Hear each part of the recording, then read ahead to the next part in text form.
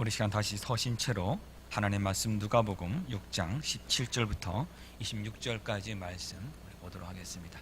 하나님의 말씀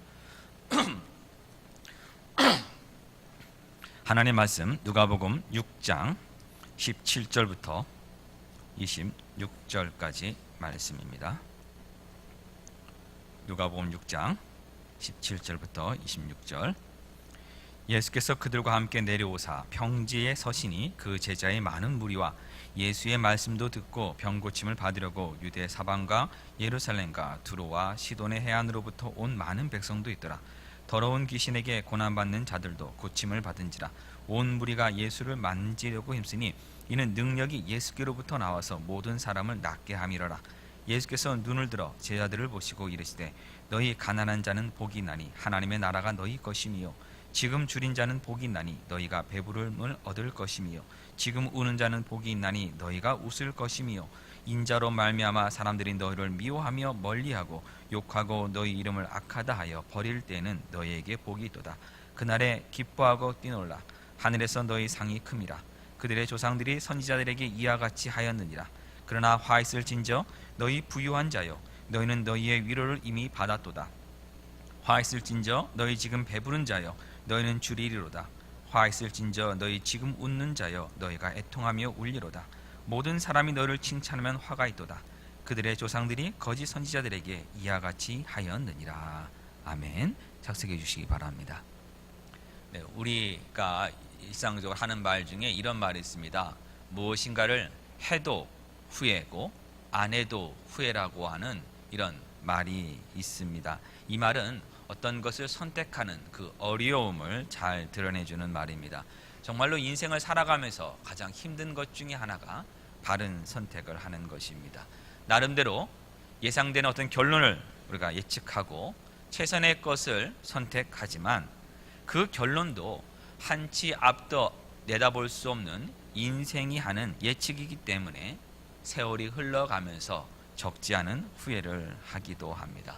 이렇게 어려운 선택을 할 때는 선택하는 나름대로의 기준이 있는데 그 기준이 되는 게 무엇인가 하면 주로 가치관이라는 것입니다. 우리가 인생을 살아가면서 각자가 가장 중요하게 여기는 것, 그것이 가치관이고 그 가치관에 따라서 우리는 이 선택을 하며 살아가고 있습니다.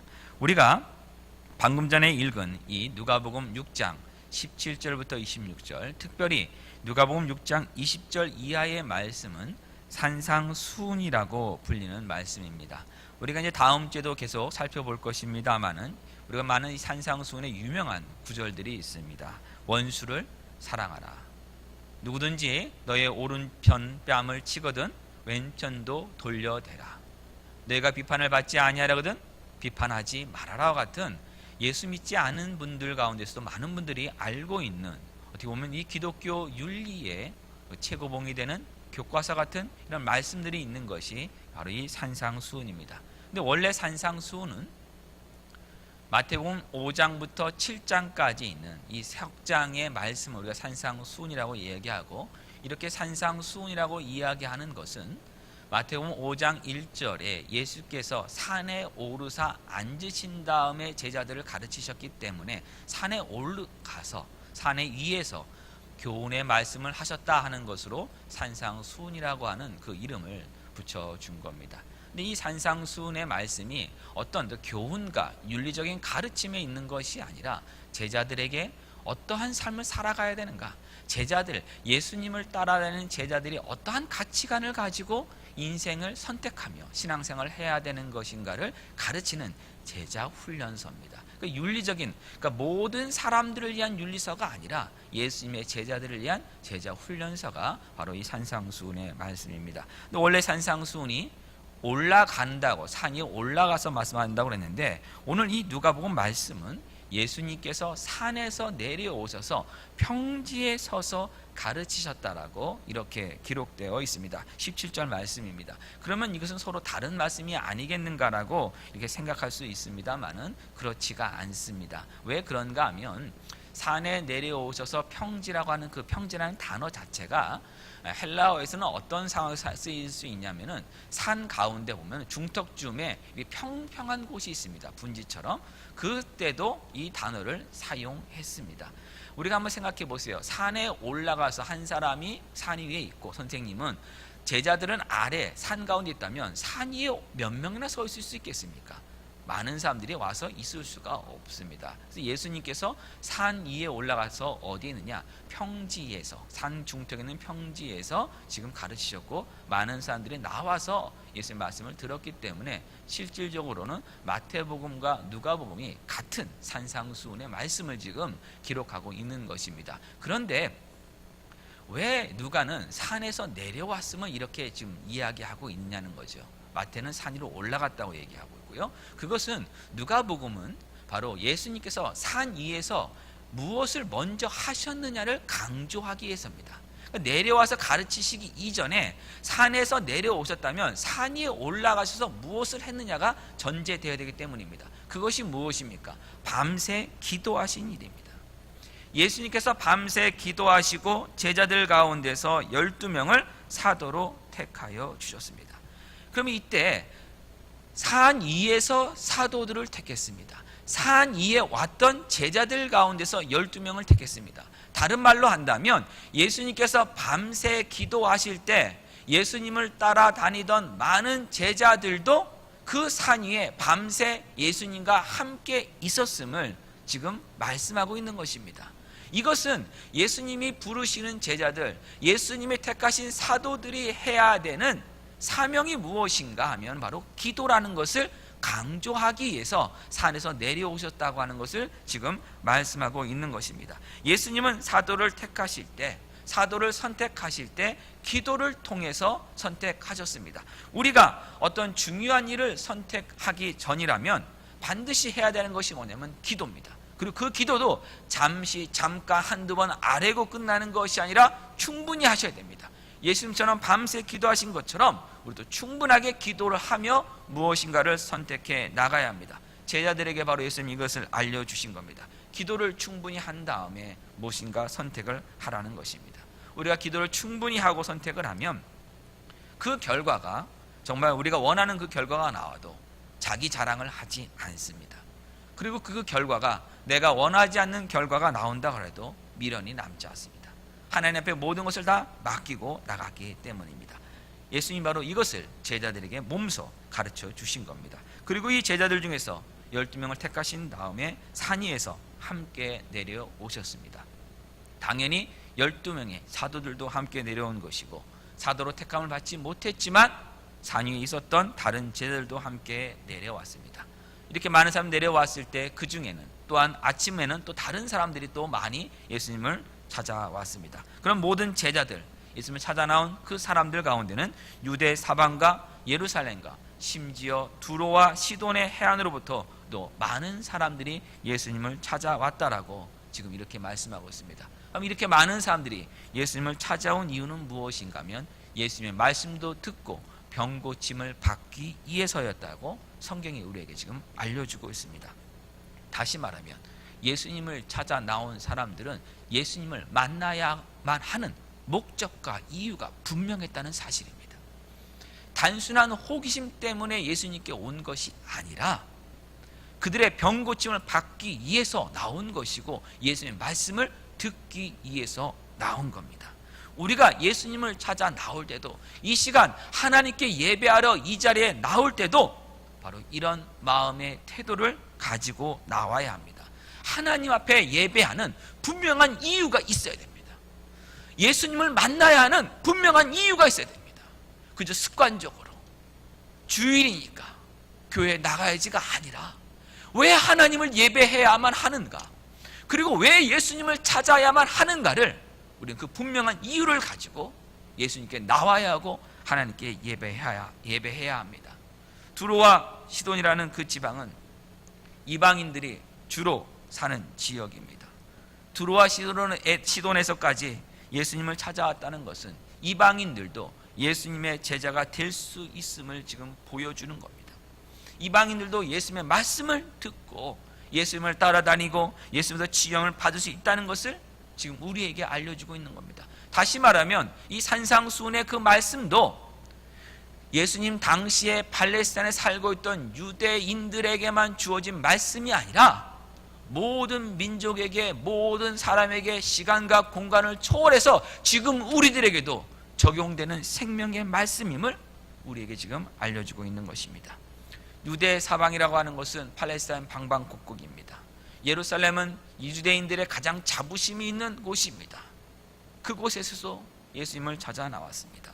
두로와 시돈에서도 찾아 나왔습니다. 이방인들의 마을에서도 찾아 나왔습니다.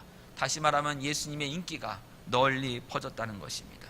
그런데 누가복음은 예수님의 인기가 널리 퍼졌다는 사실을 기록하기 전에 예수님을 미워하여 죽이려는 사람들이 있었다는 것을 먼저 기록하고 있습니다. 6장 11절입니다. 그들은 노기가 가득하여, 그들이 누굽니까? 바리새인들입니다.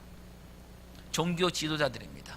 예수님께 찾아왔던 그 바리새인들은 노기가 가득하여 예수를 어떻게 할까 하고 서로 의논했다는 겁니다. 이것은 죽이려고 의논한 것입니다. 이런 상황 가운데서 예수님은 사도들을 택하셨고 그들에게 해야 할 일을 지금 알려주시는 겁니다. 여러분 한번 생각해 보세요. 예수님을 죽이려고 하는 사람들이 예수님의 제자들은 가만두겠습니까? 예수님의 사도들은 가만두겠습니까? 가만두지 않습니다. 예수님도 죽이려고 하는데 당연히 예수님의 제자들, 사도들은 가만두지 않습니다.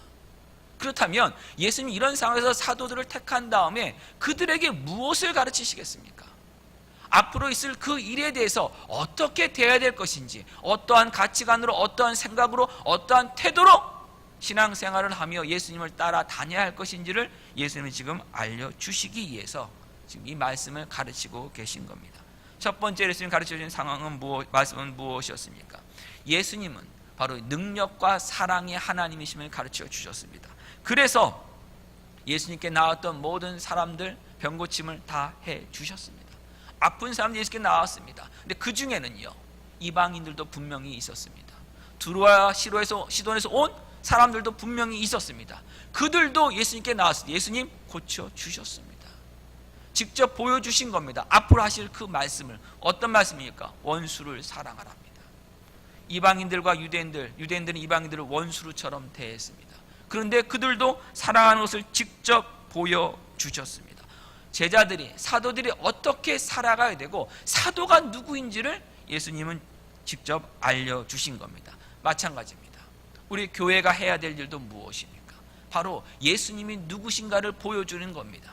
예수님이 가르치는 그 말씀이 무엇인가를 알려주는 일이 바로 우리가 해야 될 일입니다. 바로 예수 그리스도의 능력과 사랑과 그 복음을 전하는 일이 바로 저와 여러분이 해야 할 일입니다.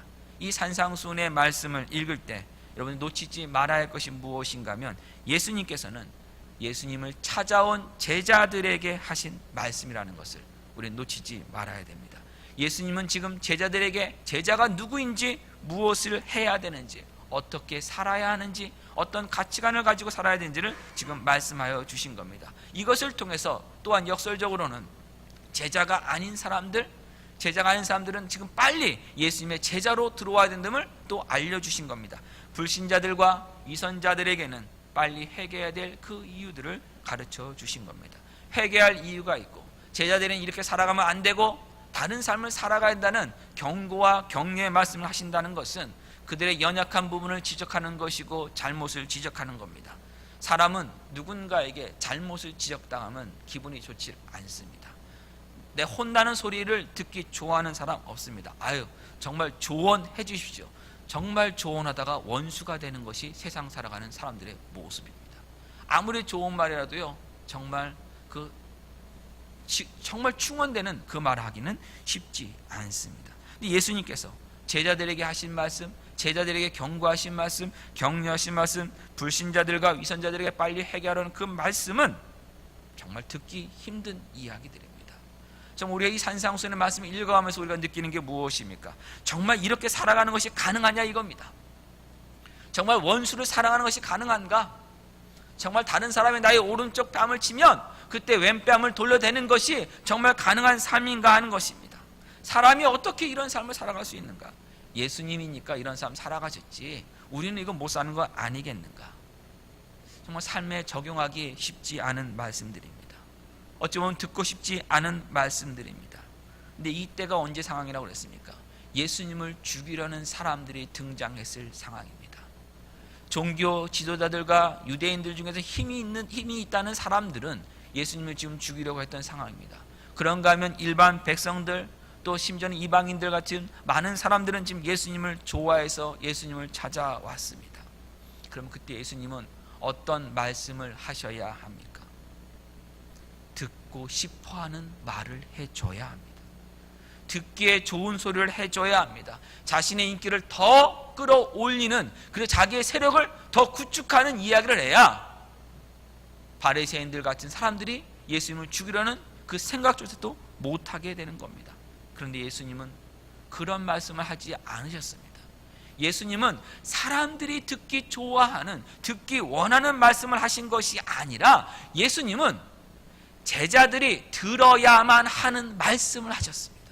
사람들이 들어야만 하는 말씀을 하셨습니다. 그 말씀이 비록 예수님의 인기를 떨어뜨리고 그래서 예수님을 죽이려는 사람이 더 늘어난다고 하더라도 사람들이 들어야 하는 말씀을 예수님은 하셨습니다. 지난주일 가룟 유다를 살펴보면서 가룟 유다가 예수님을 나왔던 이유가 뭐라고 했습니까? 예수님으로부터 자기가 원하는 것을 얻기 위해서만 그가 찾아왔다고 했습니다. 진정한 제자는 예수님께 내가 원하는 것만을 얻기 위해서 나가는 것이 아니라 예수님이 주시길 원하는 것, 예수님이 지금 주시고 계신 것을 받기 위해서 오는 사람이 예수님의 제자입니다. 지금 예수님 부르신 12사도들에게도 예수님은 지금 이 사실을 알려주시기 위해서 산상수훈의 말씀을 하고 있는 겁니다. 근데 사람들은 어떻습니까? 가룟 유다처럼 사람들의 관심은 일반적으로 현재에 집중되어 있습니다. 지금 어떻게 살 것인가? 지금 무엇을 해야 할 것인가? 지금 무엇을 먹어야 하며 무엇을 입어야 하며 어떤 삶을 살아갈 것인가? 여기에만 집중하고 있습니다. 근데 예수님 지금 뭐라 말씀하신 겁니까? 내가 오늘 무엇을 먹을까 무엇을 입을까 염려하지 말고 영원한 하나님 나라를 위해 헌신하라고 예수님은 가르치셨습니다. 여러분, 이것이 얼마나 인기를 떨어뜨리는 말씀인지 한번 생각해 보십시오. 지금 당장 밥을 먹느냐 마느냐의 문제입니다. 지금 당장 사느냐 죽느냐의 문제입니다. 그런 문제 있는 사람에게 가서 밥을 주질 않습니다. 그런 사람에게 생명을 바로 구해주는 것이 아니라 영원한 하나님 나라를 이야기한다면 그 사람이 그 말씀을 어떻게 받아들이겠습니까? 피부로 그 말씀 다가오지 않는 겁니다. 지금 당장 내 명예가 떨어지고 사람들에게 무시당하고 멸시당하고 있는데 영원한 하나님의 나라를 사모하라는 외침은 들리지 않는 공허한 메아리가 되기 쉽습니다. 그런데 예수님은 지금 그 말씀을 하신 겁니다. 지금의 것보다, 현재의 것보다 영원한 것을 사모하라며 우리에게 예수님의 말씀을 믿는 믿음을 지금 요구하고 계십니다. 그리스도인의 삶이란, 예수님의 제자된 삶이란 예수님의 말씀을 믿으며 영원한 하나님 나라를 위해 헌신하는 삶이기 때문입니다. 하나님 나라는, 이 하나님 나라의 가치관은 우리가 사는 세상의 가치관과 현저히 다릅니다. 우리가 사는 이 세상은 돈이면 다 되는 세상입니다. 힘과 권력, 능력과 명예를 최우선시하는 세상입니다. 아이들에게도 자녀를 키우면서 뭐라고 합니까? 착하게 살라고만 여러분 가르치십니까? 남에게 해끼지 않자고 살라고 여러분 가르치십니까? 아니면 세상에 나가서 성공하라고 우리 가르치며 지금 살고 있지 않습니까? 자녀들에게도 이 세상의 가치관을 우리는 지금 부여하고 있습니다. 도덕적으로나 윤리적으로 아무리 훌륭하다고 하더라도 돈 없으면 무시받는 세상임을 우린 뼈저리게 느끼고 있기 때문입니다. 명예와 권력이 없으면 명함되지 못하는 이 세상 속에 우리가 살아가고 있기 때문에 자녀들에게는 그런 생각 살지 말라고 가르치고 있는 건 아닙니까? 세상의 가치관은 하나님 나라의 가치관과 이렇게 다릅니다. 1988년 서울 올림픽이 끝난 다음에 한국의 한 교도소에서 다른 교도소로 죄수들을 이감을 했습니다. 근데 그 이감을 하던 도중에 죄수들이 탈주를 했습니다. 그 탈주한 죄수들이니까 사람들은 굉장히 다 흉악범인 줄 알았는데 나중에 알고 보니 흉악범은 아니었고 일반 그냥 사범에 가까웠습니다. 근데 아무튼 그들이 탈주한 다음에 나중에 포위가 되었습니다. 포위가 됐을 때 그들이 한 유명한 말이 있습니다. 그 말이 뭐냐면 유전무죄, 무전유죄라고 하는 유명한 그 말을 그들이 했었습니다. 그들이 왜 이런 말을 했는가 보니까 그들은 500만 원, 그중에 한 사람이 500만 원을 당시 26년 전 500만 원 작은 돈은 아닙니다만은 그래도요 500만 원을 절도해서 지금 잡혀온 겁니다. 그리고 징역형을 받았는데 당시에 70억 원을 횡령한 대통령의 동생보다 500만 원을 절도한 그들이 받는 형량이 훨씬 더 많았습니다. 그래서 그들이 한 말이 뭐냐? 유전무죄, 무전유죄라고 한 겁니다. 세상이 지금 뭘 보여주는 겁니까? 돈과 권력이 있으면 용서되고 있는, 그것으로 큰 피해를 입지 않고 오히려 힘을 과시하는 데 쓰여지고 있다는 것을 보여주고 있는 겁니다. 미국이라고 해서 큰 차이가 있는 것 아닙니다. 미국뿐만 아니라 세계 경제의 중심이라는 월가의 금융맨들이 잘못된 부도덕한 일로 일으킨 것이 금융위기입니다. 앨론이라고 하는 에너지 회사가 회계 장부를 조작해서 큰 피해를 입혔습니다. 다 무엇을 보여줍니까? 돈 앞에서는 도덕이 다 이미 다 무너졌음을 보여주고 있는 것입니다. 이 세상은 무조건 돈 벌고 무조건 성공하고 보라고 가르치고 있습니다. 이런 세상의 가치관은 현재 우리가 누릴 수 있는 것은 다 누려야 한다로 연결되고 있습니다. 나만 행복하면 되고 나만 즐거우면 됩니다. 나만 기뻐하면 됩니다. 다른 사람이 뭐라 그러든 간에 나와 내 가족만 행복하면 되는 것이 우리들의 모습입니다. 모든 것이 나 중심입니다. 예수님을 찾아 나온 사람들도 이런 세계관에 살던 사람들입니다. 이런 세계관은요 여러분, 아담과 하와가 자기 눈에 보기에 좋은 것, 자기에게 유익되고 싶다고 하는 그것을 먹었던, 선악과를 먹은 이후로는 모든 것이 나 중심의 이 세계관 속에 살아가고 있는 겁니다. 동일한 세계관 속에 있는 사람들이 찾아왔습니다. 예수님 앞에 왔습니다. 예수님 그들에게 진정한 복이 무엇인지를 지금 말씀해 주신 겁니다. 진정한 복은 현재의 삶의 부유함에 있는 것이 아니라 하나님 나라에서 부유함에 있음을 말씀하여 주셨습니다. 그것이 20절 이하의 말씀입니다. 20절부터 23절에는 네 가지 복받은 사람의 어떤 부류가 나옵니다. 한 사람은 가난한 자입니다. 너희 가난한 자는 복이 있나니 하나님의 나라가 너희 것이며, 지금 줄인 자도 복이 있습니다. 지금 우는 자는 복이 있습니다. 그리고 미움을 받는 그 사람들도 복이 있습니다. 이 모든 사람들, 이 네 부류의 사람들을 지금 예수님 말씀하여 주셨습니다. 그런가 하면 24절부터 26절은 20절과 23절에 있는 이 네 부류에 반대되는 사람들입니다. 그래서 24절에 화 있을진저 너희 부유한 자여, 이것은 뭐에 반대되는 겁니까? 가난한 자는 복이 있다는 것과 지금 반대되고 있는 것입니다. 25절에 지금 배부른 자여 너희는 주리리로다, 무엇을 말씀한 겁니까? 지금 줄인 자는 복이 있다는 것과 지금 반대가 되고 있는 것입니다. 마찬가지입니다. 21절에 지금 우는 자는 복이 있다고 했는데 25절에는 너희 지금 웃는 자가 애통할 거라고 말씀하고 있습니다. 또한요 22절에는 사람들이 너희를 미워하고 모욕하고 멸시하고 너희를 버리면은 너희에게 복이 있다고 했는데 26절에는 모든 사람이 너를 칭찬하면 화가 있도다라고 얘기하면서 23절과 26절이 서로 반대가 되는 것을 보여주는 똑같은 표현이 들어가 있습니다. 그들의 조상들의 선지자들에게 이와 같이 하였느니라가 23절에도 26절에도 똑같이 있는 것입니다. 자, 그러면 서로 지금 반대되는 두 부류를 예수님이 강조해서 말씀하신 겁니다. 하나만 얘기해도 됩니다. 너희 지금 가난한 자는 복이 있다만 말해도 됩니다. 그런데 그래서 강조하기 위해서 지금 부유한 사람은 너희 이로를 이미 받았다고 이렇게 예수님이 말씀해 주신 겁니다. 더 강조하기 위해서입니다. 그러면 이제 우리가 생각해 봅시다. 예수님 지금 부자가 되지 말라고 한 겁니까? 배부른 삶 살지 말라고 한 겁니까? 예수님 지금 웃지 말라고 한 겁니까? 사람에게 칭찬 듣지 말라고 예수님 말씀하신 겁니까? 여러분, 아닙니다. 절대 아닙니다. 우리가 부유한 삶을 살아가고 배부른 삶을 살아가는 것, 웃음이 있는 삶, 칭찬 듣는 삶 그 자체는 아무런 잘못이 없습니다. 우리 당연히 기쁨의 삶 살아가야 됩니다. 우리 삶이 기쁜데 당연히 웃음 나올 수밖에 없는 것입니다. 웃음이 있는 삶 살아가야 합니다. 더군다나 칭찬 듣는 삶 살아가야 합니다. 예수님 칭찬 듣는 건 뭐라 한 거 아닙니다. 사도행전 6장을 보면 초대 예루살렘 교회에서 처음으로 일꾼 7명을 세우는 장면이 나옵니다. 근데 일꾼을 세울 때 그 뽑는 기준이 나오는데 뭐라고 나오냐면 성령과 지혜가 충만하여 칭찬 듣는 사람입니다. 칭찬 듣는 사람을 뽑았어요. 단순하게 기도 열심히 한다, 뭐 성령 충만하다, 그걸로 끝난 것이 아니라 그 인격적으로도 신앙의 성품적으로도 사람들에게 본이 되는 사람, 그래서 모든 사람이 칭찬 듣는 사람을 초대교회의 일꾼으로 뽑았습니다. 당연히 칭찬 듣는 사람 살아가야 됩니다.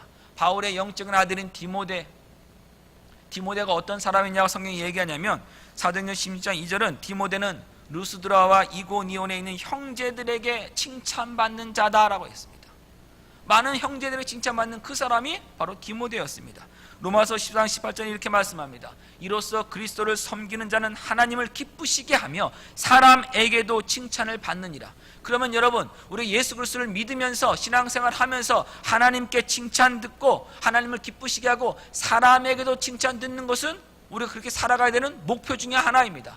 당연히 사람들 칭찬 듣는 것 해야 합니다. 그런데 예수님은 칭찬 듣는 것에 대해서 화가 있다고 말씀하셨습니다.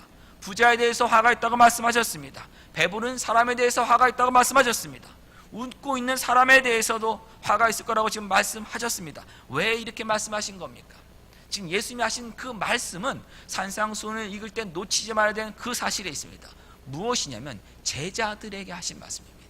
예수님의 제자들에게 삶의 우선순위를 가르치시기 위해서 지금 이 말씀을 하신 겁니다. 무조건 부자가 아니라 가난하게 살라고 말씀하신 것이 아닙니다.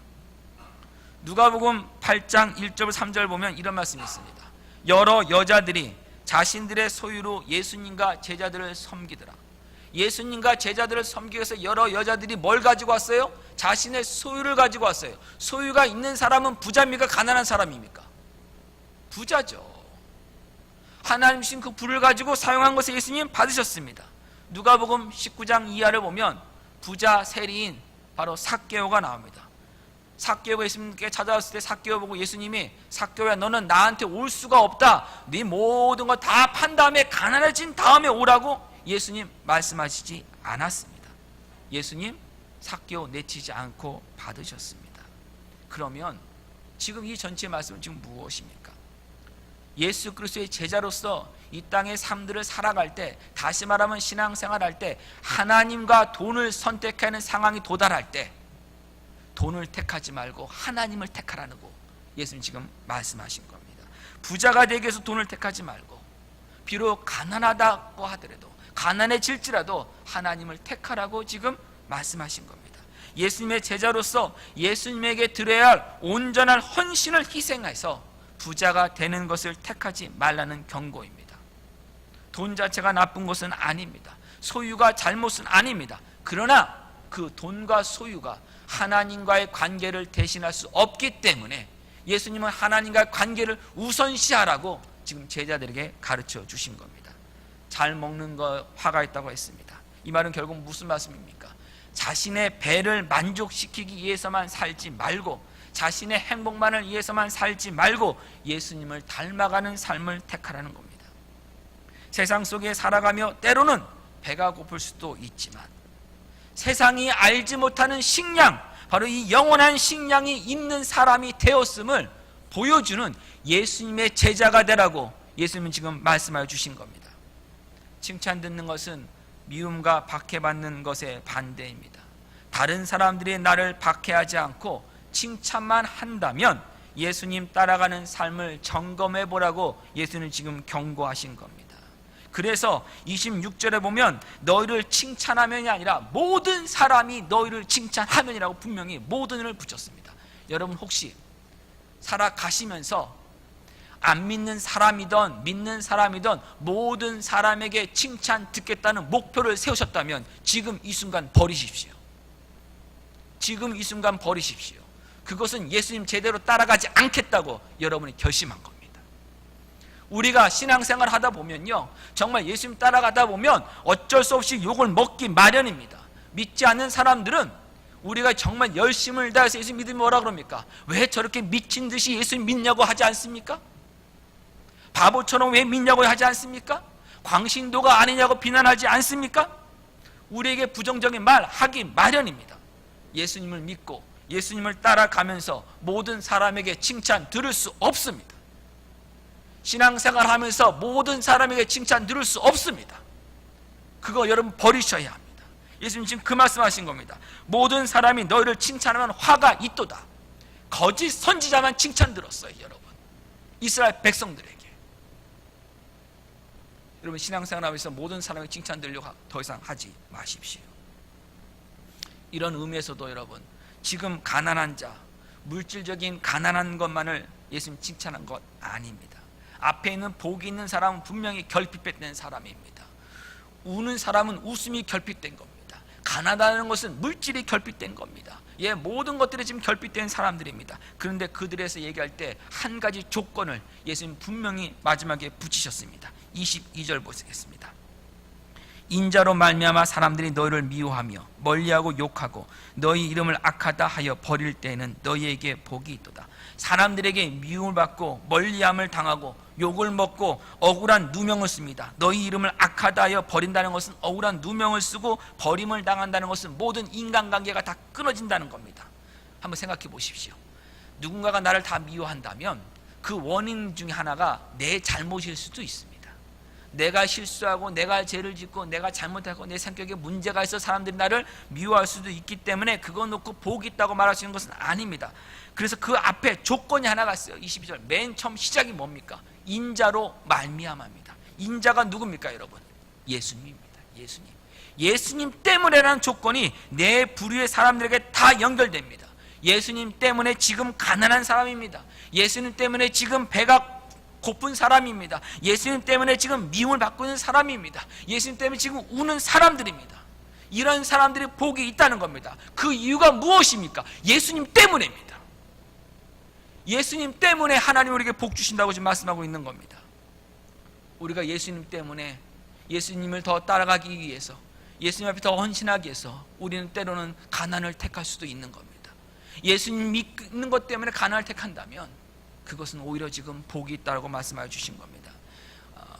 우리 교회는 그런 분이 없습니다만은 우리 한인 이민 교회들을 보면은 전국 어디나 뭐 뉴욕이든 LA든 뭐 달라스든 어디든 간에 이런 소리를 제가 한 번씩 꼭 듣는 것 같습니다. 뭐냐면 어느 한 교회에 뭐 장로님 뭐 또는 집사님이 계시는데 물질의 복을 받으셨어요. 그래서 물질의 복을 받으셔서 그걸 가지고 참 교회를 잘 섬기십니다. 11조도 잘하시고 교회 뭐 건축할 때도 헌금도 많이 드리시고 여러모로 필요한데 잘 열심히 하시는데 그분이 하신 일이 뭐냐면 리코어 스토어예요.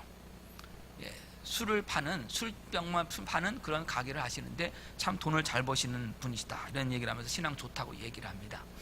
그러면은 그것이 정말 뭐 나쁜 일이냐 하면서 어떤 반문할지 모릅니다. 예수님도 가나의 혼인잔치에서 잔치가 계속되라고 물로 포도주를 만들어 주신 분인데 그거 판다고 무슨 잘못이겠느냐, 본인이 마시는 것도 아니고 그냥 장사하는 것인데 어떻게 했느냐 이렇게 말하는 분이 있습니다만은 여러분 덕이 안 되는 건 사실입니다.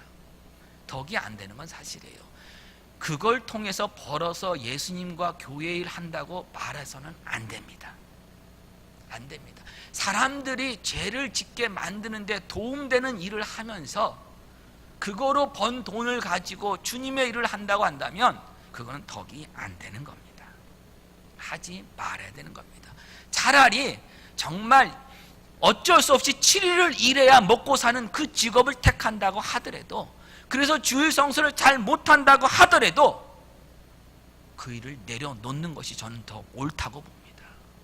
왜요? 예수님의 이름 때문에 사는 사람이 되었기 때문이에요. 자기의 명예를 드러내는 것이 아니고 자기의 힘을 드러내는 것이 아니기 때문입니다. 주님의 일을 할 때도 돈이 분명히 필요합니다. 그러나 성경이 우리에게 말씀한 것이 무엇입니까? 앞에서 말씀드렸듯이 예루살렘 교회가 일꾼을 뽑을 때 돈 잘 버는 사람 뽑지 않았습니다. 당시에 능력 있는 사람들 뽑지 않았습니다. 그 7사람의 이름은 다 헬라어 이름이었습니다. 다시 말하면 예루살렘 교회에 있는데 예루살렘에 사는 사람들보다는 헬라파 유대인들이었어요. 외부 지역에 살던 사람들이었어요. 기반이 없던 사람들이었어요. 그런데 그들을 일꾼으로 뽑은 이유는 무엇입니까? 성령과 지혜가 충만하여서 사람들에게 칭찬을 듣는 사람이었기 때문에 뽑았습니다. 우리 교회가 일꾼을 뽑을 때도 여러분 그런 사람들 뽑으셔야 됩니다. 앞으로 우리 교회가 앞으로도 안수시사님들 세워가고 일꾼들 세워갈 때 여러분 다 투표하실 겁니다. 투표하시는 기준을 삼으실 때 뭘 삼으시겠습니까? 열심히 앞에서 일하는 그 모습 보고 삼으시겠습니까? 네, 그것도 중요합니다. 일하는 사람이 합니다. 그러나 여러분 꼭 기억하십시오. 세상의 것이 아니라 성령과 지혜가 충만하여 사람들에게 그 신앙의 인격의 칭찬을 듣는 사람들을 여러분들이 택하셔야 됩니다. 그것이 또한 교회가 해야 될 일입니다. 어떤 분들은 예수님 믿는다고 유산 상속 못 받는 사람들 있습니다. 지금도 있습니다. 부모님이 나는 예수 믿는 사람은 내 자식 아니라고 내치입니다. 그때 유산도 받지 못하고 다 갑니다. 고생합니다. 예수님 때문에 그 길 선택하는 사람들 있습니다. 예수님 때문에 배급받지 못하고 굶는 사람 지금도 전 세계 어딘가에 분명히 있습니다. 바로 이 예수님 때문에 때로는 굶고 예수님 때문에 미움을 받고 예수님 때문에 가난해진 그 사람이 결국은 복 있는 사람입니다. 성경이 우리에게 말씀한 것이 무엇입니까? 너희 가난한 사람 복이 있나니 하나님의 나라가 저희의 것이라고 했습니다. 지금 눈에는 보이지 않습니다. 그러나 전능하신 하나님, 창조주 하나님, 온 세상 주신 하나님, 그 하나님의 나라시는 하나님의 나라를 소유한 사람이 가난한 사람이에요. 무엇 때문에? 예수님 때문에 가난을 택한 그 사람이, 예수 믿는 것 때문에 어쩔 수 없이 가난해진 그 사람이 실제로는 이 세상에 소유한 물질은 없다고 하더라도 하나님 나라를 소유한 사람이기 때문에 복이 있는 사람이라고 성경이 지금 우리에게 말씀하고 있는 겁니다.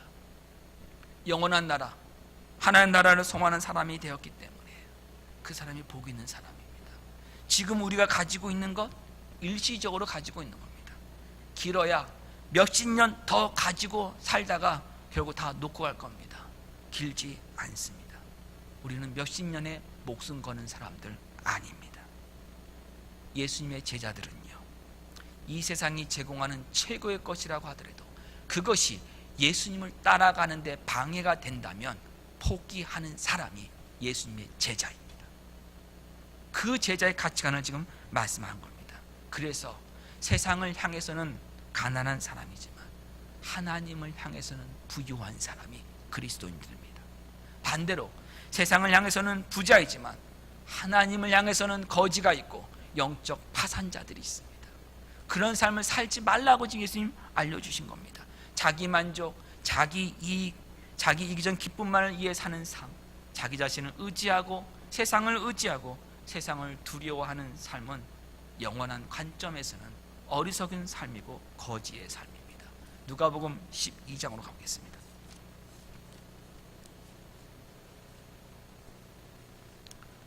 누가복음 12장 16절.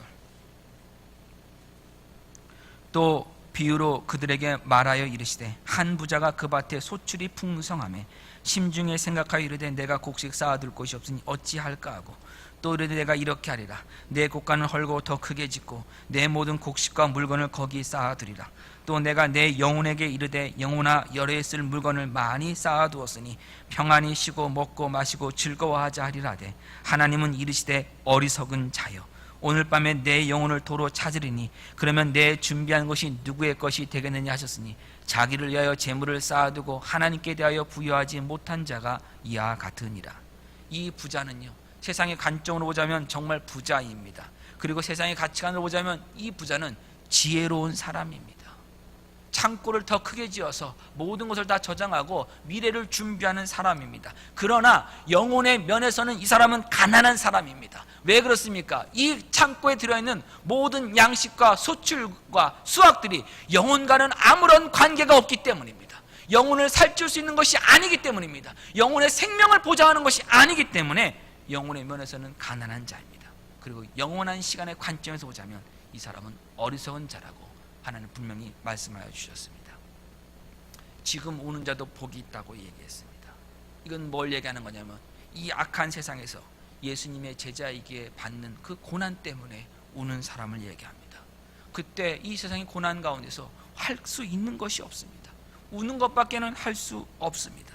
그러나 그는 복이 있는 사람입니다. 이유가 무엇입니까? 영원한 하나님의 나라에서 웃을 것이기 때문입니다. 하나님께서 그를 잔치를 베푸시며 환영하실 것이기 때문입니다. 예수님 지금 제자들에게 지금이 아닌 영원한 하나님 나라를 소유한 사람답게 살아가라고, 아무도 가지지 않는 바로 이 하나님 나라가 너희 것이라고 지금 말씀하시면서 이 하나님 나라의 가치관으로 살아가라고 말씀하고 있는 것입니다. 예수님의 제자들은 하나님 나라의 가치관을 자신의 가치관으로 삼아야 합니다. 우리가 어떤 가치관을 가지고 살아가고 있느냐는 우리의 말과 행동과 우리가 돈을 쓰는 모습으로 주로 나타납니다.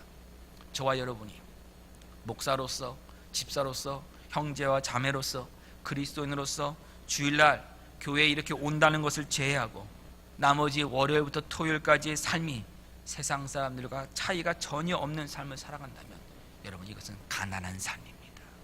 이것은 영적 파산자에 가까운 삶입니다. 우리는 어떤 삶을 살아야 됩니까? 예수님 때문에 설령 가난한 삶을 살아가고 설령 굶고 고난 가운데 우는 것밖에 할 수 없고 핍박받고 욕을 먹고 심지어 인간관계가 다 끊기더라도 하나님 나라를 사모하는 삶, 영원한 하늘의 상급을 바라보는 삶이 예수님을 따라다니는 제자들의 삶입니다. 누가복음 6장 24절은 분명히 말씀합니다. 그날에 기뻐하고 뛰놀라, 하늘에서 너희 상이 큼이라. 그날을 기다리는 삶, 오는 세상을 기다리는 삶이 바로 예수님의 제자된 삶입니다. 여러분 너무 지금 현재에 몰입하지 마십시오. 그리고 여러분의 현재 상황 가운데 어떤 부정적인 상황 속에 여러분이 있더라도 하늘에서 상을 준비하시고 계시는 하나님을 여러분 신뢰하십시오. 여러분 진실로 하나님 믿으십니까? 여러분 진실로 하나님 믿으십니까? 여러분이 믿는 하나님은 어떤 하나님이십니까? 여러분 믿고 있는 하나님은 지금 어떤 하나님이신지 여러분 믿고 계십니까? 지금 내가 처한 상황에서도 하나님의 신실하심이 나와 함께하고 있음을 여러분 지금 믿으십니까? 그렇다면 달라지셔야 합니다. 내가 기대하는 것이 세상적인 것이 아니라 영원한 하나님 나라임을 여러분 보여주셔야 합니다. 여러분에게 지금 필요한 것 무엇입니까? 돈입니까? 밥입니까? 웃음입니까? 인기입니까? 네, 살아가면서 그거 분명히 필요합니다. 그러나 우리에게 가장 필요한 것은 무엇이냐면 하나님과의 관계입니다. 하나님과의 관계가 바뀌어야 됩니다. 그리스도인은 누구입니까? 하나님과 원수되었던 관계에 있던 사람들이, 하나님과 원수 관계에 있던 사람들이 하나님의 자녀로 변화받은 것, 새롭게 태어난 사람들, 바로 그것이 예수님을 따라다니는 예수님의 제자이고 또한 그리스도인입니다.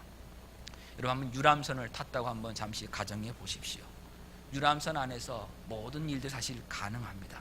거의 모든 일 다 가능합니다. 그 안에서 얼마든지 다 먹을 수 있습니다. 잠을 잘 수도 있습니다. 운동도 할 수도 있습니다. 뭐 축구장 정도가 있는 그런 유람선도 있다는 얘기도 제가 들은 적이 있습니다. 운동하고 싶으면 운동하면 됩니다. 먹고 싶으면 먹으면 됩니다. 자고 싶으면 자면 됩니다. 근데 그 유람선 안에서도 수많은 사람들을 분명히 만납니다. 그 안에서 또 다른 인간 관계 속에서 갈등도 분명히 다 겪을 것입니다. 유람선 안에서도 모든 사람들이 다 우리가 겪고 있는 인생의 모든 것 다 있을 수 있습니다. 모든 걸 다 할 수도 있습니다. 그러나 못하는 것이 있습니다. 무엇을 못합니까? 도착하는 지점과 도착 시간은 우리는 바꿀 수 없습니다. 내가 아무리 원한다고 해도 내가 탄 그 유람선에 가는 그 방향을 나는 바꿀 수가 없는 겁니다. 하나님과의 관계를 바르게 하지 않으면 결국 멸망으로 가고 있는 것도 모른 채 유람선을 타는 사람처럼 즐기면서 어리석은 인생으로 끝나게 됩니다. 예수님의 제자된 삶은 어떤 삶입니까? 쉽지 않은 삶입니다. 분명히 어렵습니다. 어떻게 이런 산상수훈의 말씀처럼 살아가냐고 말할 수 모릅니다. 어찌 보면 굉장히 큰 짐 같은 삶입니다. 그러나 여러분 더 이상 짐이라고 생각하지 마십시오. 이것은 우리에게 오히려 진정한 자유함을 줍니다. 어떤 자유함을 줍니까? 세상의 가치관에 빠지지 않는 자유함을 줍니다. 물질의 노예로 살지 않게 하여 줍니다. 음식의 노예로 살지 않게 하여 줍니다. 거짓 행복의 노예로 살지 않게 하여 줍니다. 인기의 노예에서 자유함을 줍니다. 예수님은 우리에게 자유함을 주시기 위해서 하나님 나라의 가치관을 알려주신 것이지 우리에게 더 큰 짐을 주시기 위해서 우리에게 이 말씀하신 것 아닙니다. 이 삶, 제자의 삶, 예수님 안에 있는 사람들만이 살 수 있습니다. 이 세상은 이 삶을 살아갈 수 없어요. 이 세상은 물질의 노예가 안 될 수가 없습니다. 물질의 가치관을 가지고 있기 때문에. 그러나 예수 믿는 사람들에게 하나님께서 성령님을 통해서 저에게 말씀을 주셨어요. 물질이 아니라 하나님 나라가 너희 것임을 알고 하나님 나라의 가치관을 살아가라고 우리에게 알려주셨습니다. 이 진정한 복이 무엇인지 하나님은 우리에게 알게 하여 주셨습니다. 이것이 하나님의 크신 사랑입니다. 하나님의 크신 사랑을 입은 예수 그리스도의 제자로 부름받은 하나님의 제자, 하나님의 자녀, 그것이 바로 저와 여러분의 신분입니다. 천하를 얻고도 영혼을 잃으면 아무런 소용이 없음을 아는 지혜, 하나님께서 예수 그리스도 안에 있는 믿음의 자녀들에게만 주셨습니다. 그것을 받았다는 그 사실에 여러분 항상 감사하시고 그것이 진정한 복임을 여러분 놓치지 마시고 하나님의 나라를 위해서 영원한 상급을 위해서 온전한 헌신을 하겠다는 그 결단하시는 모든 성도님 되시길 주님의 이름으로 간곡히 부탁드립니다. 기도하겠습니다. 하나님, 은혜 주심을 참으로 감사합니다. 하나님의 은혜가 아니었다면 아직도 이 세상 속에서 멸망의 길로 가고 있는 것도 알지 못한 채 물질의 노예가 되고 사람의 인기의 노예가 되고 거짓 행복 웃음의 노예가 되고 배부름의 노예가 되어서 멸망의 길로 갈 수밖에 없었던 저희들을 독생자 예수 그리스도의 보혈의 공로로 하나님의 자녀로 삼아 주셔서 하나님 나라의 가치관을 가지고 살아갈 수 있게 하여 주심을 참으로 감사합니다. 하나님, 이제 우리가 이 땅을 살아가면서 예수님 때문에 일어나는 그 모든 일들에 대해서 믿음으로 받아들이며 믿음으로 감사하며 믿음으로 승리하는 삶 살아가게 하여 주셔서 하나님께 영광 돌리며 예수 그리스도의 제대된 삶의 증인으로 이 땅에 선포되는 복된 인생들 되게 하여 주시옵소서. 하나님, 저희들의 결심만으로 이런 삶 살아갈 수 없습니다. 성령 하나님, 이 시간 찾아와 주시고 함께 하시고 충만히 임하여 주셔서 성령님의 능력으로 성령님의 도우심으로 예수 그리스도의 제자된 증인된 살아가는 하나님의 자녀들 되게 하여 주시옵소서. 예수님의 이름으로 기도합니다. 아멘. 이 시간에는 우리 찬송가 19장 1절과 2절 하나님께 올려드리면서 준비하신 예물 드리겠습니다.